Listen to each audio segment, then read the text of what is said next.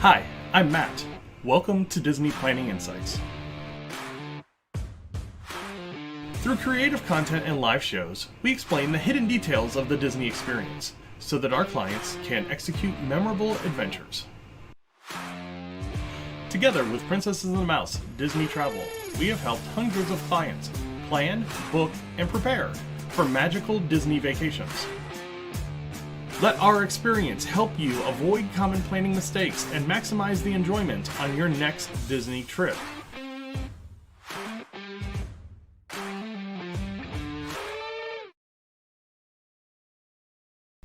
Hey, what's going on, everybody? Happy second week of October. Matt with the DPI podcast. Before we get started, I want to say thank you to everybody. 508 subscribers today. Fantastic. Appreciate every single one of you. You don't understand how much it means to kind of hit those goals that we set for ourselves and really keep moving forward. Next milestone, if you haven't seen our Happily Ever After video, go check it out. It's about to hit 20,000 views. Something we posted a couple of months ago from our June trip. Fantastic, right there in the middle of the hub. So if you want to check it out, go check it out over on the channel. It is nearing that 20,000 mark, which is really, really cool. Also, we get a lot of private subscribers, which is awesome. It's great to have you on board. We do get some public subscribers. And yesterday, Uprise Predator subscribed. Want to thank you for joining the channel. Awesome to have you. If there's anything that you ever want to know about Disney or Lorcana or anything like that, definitely reach out and let us know. So like I said in the opener, we do have a ton of news this week. Really, it hinges on a couple of different things. First is the cleanup from Hurricane Milton. As all of you guys probably know, Hurricane Milton kind of swept through the middle of Florida last week, causing some chaos. Lots of tornadoes, lots of wind, lots of rain, and just kind of came in one side of Florida, out the other side, and yeah, it did its thing. Thursday, kind of started on Wednesday, really hit on Thursday, cleared out Thursday night going into Friday, and was back out into the Atlantic on Friday. So really, what impact did it have? So around the parks, or at least the Disney parks, you had some trees down, you had some things that were blown around, that kind of stuff. Polynesian had a water leak. The Contemporary had a water leak. They did have to move some guests around. But other than that, it didn't seem like there was a lot of damage, per se, to the parks. The parks reopened on Friday, and so they were down basically Wednesday afternoon, all day Thursday, reopened on Friday. And kind of business as usual. On Friday, Disney did something really nice for their guests. They actually opened up Typhoon Lagoon just to resort guests for free, which was a really cool gesture for them to do. Now, some of the other parks didn't fare so well. Busch Gardens Tampa Bay definitely took a lot more damage. It took them a few more days to get open. They opened on Sunday, and there was some significant foliage damage at the park in Tampa Bay. Universal, kind of the same thing, foliage damage. Didn't hear a lot about building damage or anything like that, which is really, really good. But we've got more on Universal coming up here in a little bit, because we did get a big piece of news about Universal this week. So let's kind of start from the beginning. And really, the big thing that jumped out was ticket prices for Disneyland. Now, there were a lot of releases with these ticket prices, and it kind of came across in one big wave. But really, what you want to look at is the overall increase. Because when it came to like your single day and your multi-day tickets, it was about a 6.5% ticket spike. So, like, let's just put it right in the middle. Your tier 3 ticket for a one-day ticket at Disneyland went from $154 to $164. So, like I said, 6.5%. Your 4-day ticket, your multi-day ticket for Disneyland went from $445 to $474. Again, right at that 6.5 mark. But where they're really going to get people, and this, I think this is where you're going to see a lot of people make noise about, is in the actual annual passes. So Disneyland has 4 annual passes. The raises in these annual passes went anywhere from 6% to 20%, which is crazy. So your big Inspire pass, which is the top tier pass, went to $1,749 per person. That was a 6.1% increase. That was the lowest increase of all of them. Your Imagine pass, which is kind of your locals pass, went up to $599 per person. That was a 20% increase. A 20% increase to try and knock down the locals park is kind of shady. It really is. So yeah, you can go over to Scott Gustin's Twitter X page if you want to look at all of the tickets and kind of the difference between this year and next year.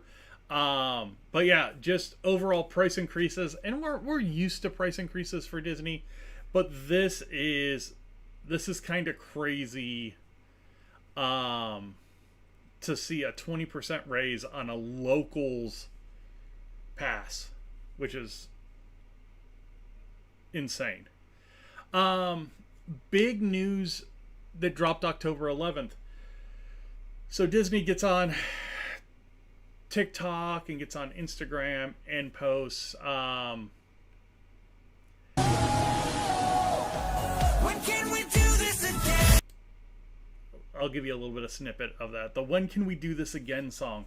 And that is from Paint the Night. So Paint the Night was a great nighttime parade at Disneyland. Lots of LEDs, huge floats, full-size Mac, full-size McQueen, just a lot of cool things. And they are teasing the return of Paint the Night in 2025, which is really cool because if Paint the Night comes back to Disneyland, we've got the new night parade coming to Disney World. You have night parades at both parks again. Really good planning.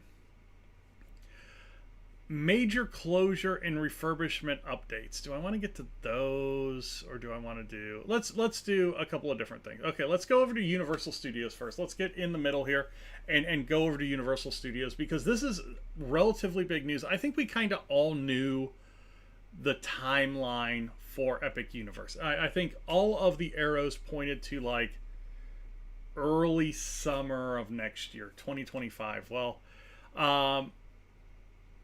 the Wall Street Journal did an article on the parks, and they expect to be fully opened as early as Memorial Day weekend. And ticket sales could start next month. So if you are a Universal fan, Epic Universe could be open Memorial Day weekend 2025, which is crazy soon when you think about where this park is right now. They had posted something yesterday that they are 89% complete with the park. I don't know how accurate that thing actually is, but it is their little completion bar. We'll see what happens. But yeah, Universal's Epic Universe Memorial Day 2025. So what that means, so you're going to see probably the press previews and the employee previews and everything like that beginning of May, end of April. I mean, you think about that, that's 6 months away. That's not a long time.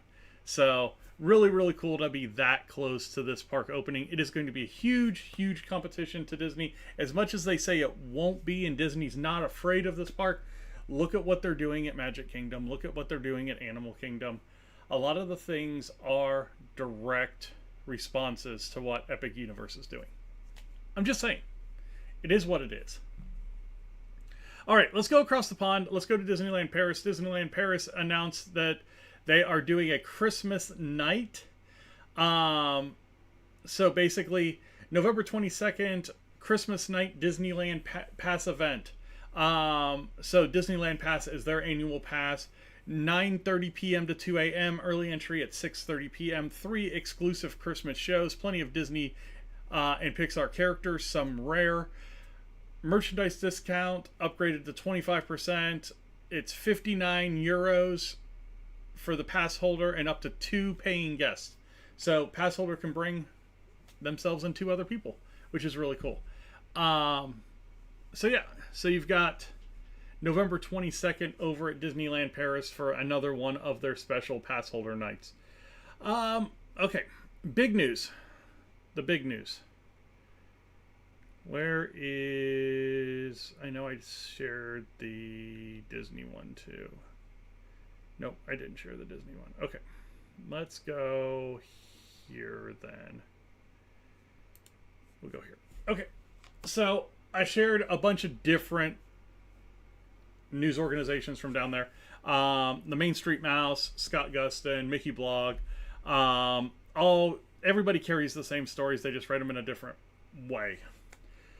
So Disney announced major closure and opening news yesterday.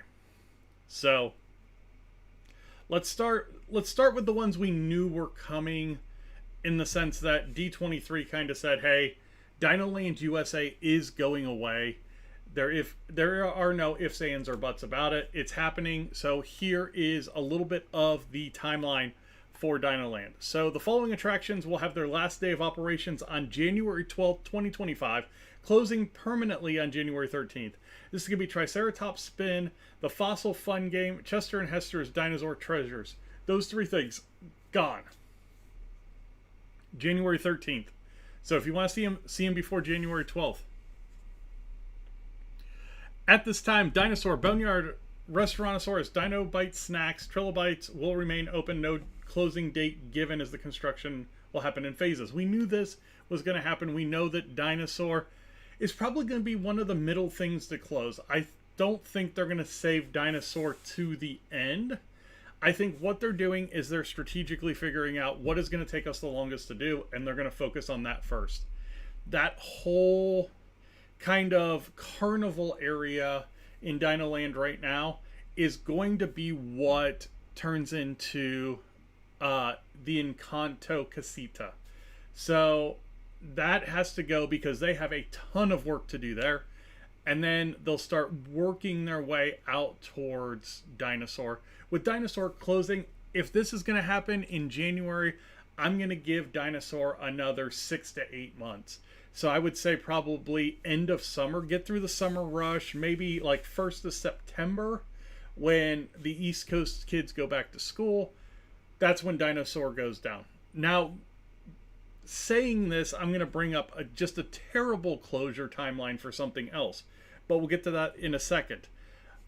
What do we have opening? Jungle Cruise reopens on October 16th.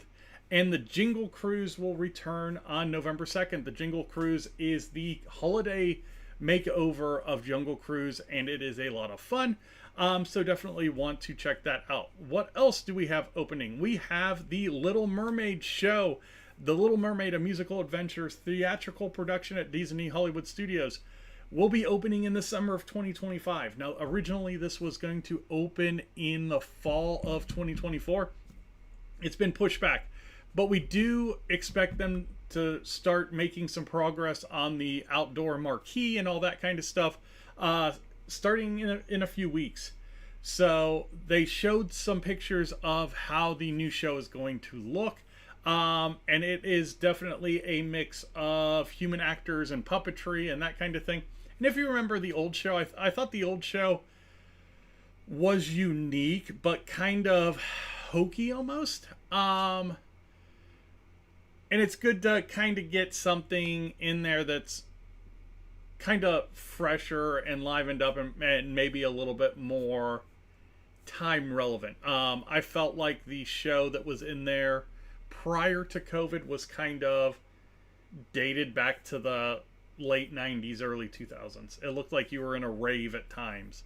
Um, so that is going to be reopening, but not as early as they thought. We're going summer of 2025 now. Now the big closure. Now the big closure, and everybody's kind of like freaking out about this, but we've been talking about this for a couple of months now. Is we knew Big Thunder Mountain was going to close for at least a retrack, and we knew that was going to take at least a year. So they are closing Big Thunder Mountain at Magic Kingdom January 6th, 2025.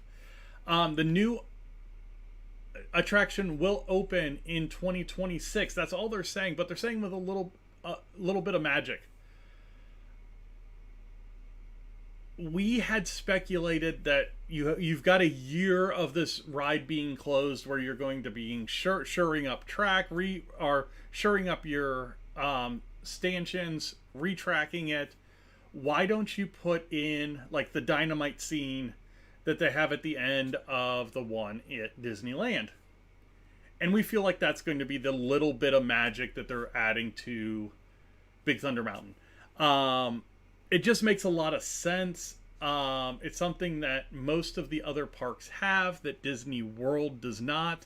So wouldn't be surprised if that is the little bit of magic that comes into this ride. Now it's going to need a big refresh to suck some people away, because you're going to have the middle of that park just annihilated over the next couple of years as they put in the Cars Land ride, two rides, I guess, and then as they start demolishing out for Villains Land. So just know that that is kind of where all of that construction is going to be taking place. So there is a good chance that they need to move your sight lines a little bit into the ride, so you're not just staring at the vastness of construction like Epcot was for the last 4 years. So yeah. So those are your big opening and closing announcements from Walt Disney World this week. It is the biggest one. Isn't necessarily the biggest one, because we've been talking about that for a long time. Last thing I got on the news tonight is Animal Kingdom. And Animal Kingdom Disney Parks released a bunch of what is coming to the holidays at Animal Kingdom. Animal Kingdom's a lot of fun to see at the holidays, especially since they've really ramped that up. I feel like that was like 2019 was the first year that they were like, hey, we're going to go full bore into Christmas at Animal Kingdom, and brought out all those little characters out front. And you saw a lot of the traditional Christmas and Kwanzaa and that kind of stuff. Ornaments and decorations in the different lands that you have. You've got, Asia and Africa, and then what they would imagine that would happen in Pandora for Christmas, which was really cool. Well, now we're gonna get to see a few different things, and we're gonna get Santa Claus, and he is going to be at the 75th annual Dino Institute holiday party on the patio at Restaurantosaurus, which is really cool. And he's gonna have his own little area, and it's got a ton of Dino Land Easter eggs in it. So if you want to check a bunch of those out, that's really cool. Let's see, and he will be there from November 12th to December 24th. Again, you're gonna have what they call it, the Merry Menagerie is going to be back up front. Those are going to be kind of those light blue and white puppets that are out front. Mickey and Minnie at the Outpost will be in their holiday festive gear.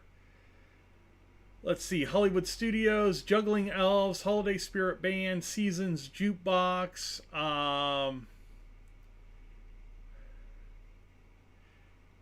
Yeah, it's a lot of fun. The parks are a ton of fun during the holidays. One of my favorite times to go down there is for Christmas.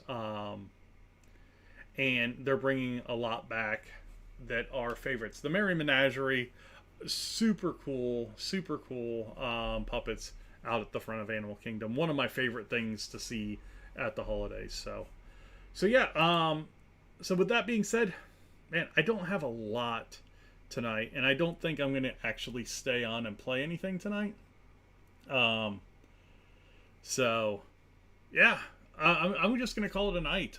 Thank you guys all for watching. Thank you guys for everything that you do for the channel. I don't think you guys understand how much it means to myself, to Peter, what you guys bring to our experience doing this, the comments, the excitement for different parts of the show. You know, I promise Top 3's coming back. I've heard from a couple of people about when that's coming back. It's going to come back in some form or fashion. I just don't know how yet. If Peter comes back on the show, we'll do it with him. But I want to figure out a way to do it as a solo show as well, a solo insert to the show. So we'll figure that out probably for some time early next year. And then the Disney deep dive, we've got a few episodes already taped. We just need to get some B-roll added over those and kind of go into that. So if you guys have any ideas for Top 3's Disney deep dives, definitely throw them over on the email or at any of our social media outlets. So with that being said, have a good week, everybody. We will talk to you next week, and be safe. Bye now.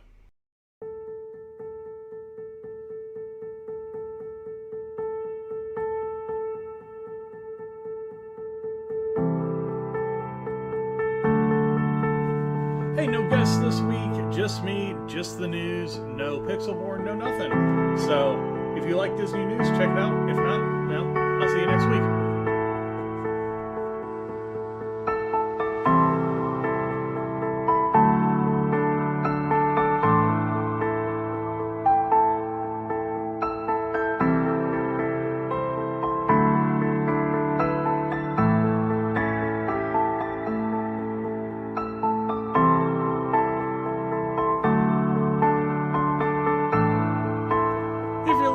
On social media, you can find us in a lot of different places. The easiest is going to be over on Facebook at DPI Podcast for the show page, at PATM Disney Travel for the travel page. If you're on Twitter, X, whatever you want to call it, we are at Disney Insights over there. We also have Instagram, YouTube, whatever. We got a lot.